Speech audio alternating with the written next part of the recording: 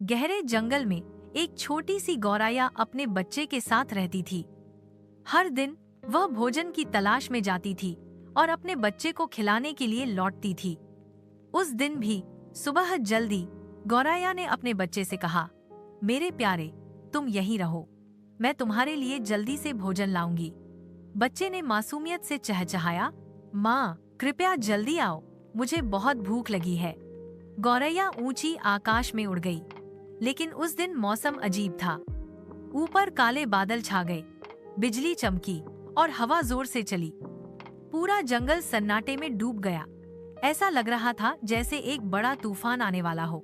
चिड़िया ने सोचा, मुझे जल्दी से खाना ढूंढना होगा और वापस आना होगा, नहीं तो मेरा बच्चा भूखा रहेगा। कुछ ही क्षणों में भारी बारिश होने लगी। बड़ी बूंदें उसके पंखों पर पड़ी। धीरे धीरे उसके पंख इतने गीले हो गए कि उड़ना लगभग असंभव हो गया। हर फड़फड़ाहट भारी होती गई। वह आगे बढ़ने के लिए संघर्ष कर रही थी, लेकिन बहुत दूर उसका भूखा बच्चा पेड़ के खोखले में इंतजार कर रहा था। चूजा बेचैनी से चहचहाने लगा, माँ, माँ, तुम कहाँ हो? कृपया जल्दी आओ। माँ का दिल और भी बेचैन हो गया। उसने खुद से कहा, जो भी हो, मुझे अपने बच्चे तक पहुँचना ही होगा। उस क्षण एक तोता जो एक पेड़ की ऊंची शाखा पर बैठा था, सब कुछ देख रहा था। उसने देखा कि गौरैया कितनी बेतहाशा संघर्ष कर रही थी। करुणा उसके हृदय में भर गई और वह उसकी ओर उड़ गया। तोते ने कहा, ओ दोस्त, हार मत मानो, मैं तुम्हारी मदद करूंगा।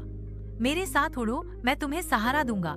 चिड़िया ने थकी हुई आवाज में जवाब दिया, लेकिन मेरे पंख कांप रहे हैं, मैं अब और उड़ नहीं सकता। तोते ने मुस्कुराया और कहा, बस हिम्मत रखो, मुझ पर झुक जाओ, साथ में हम इस तूफान से लड़ेंगे। तोते ने अपने मजबूत पंख फैलाए और चिड़िया को सहारा दिया।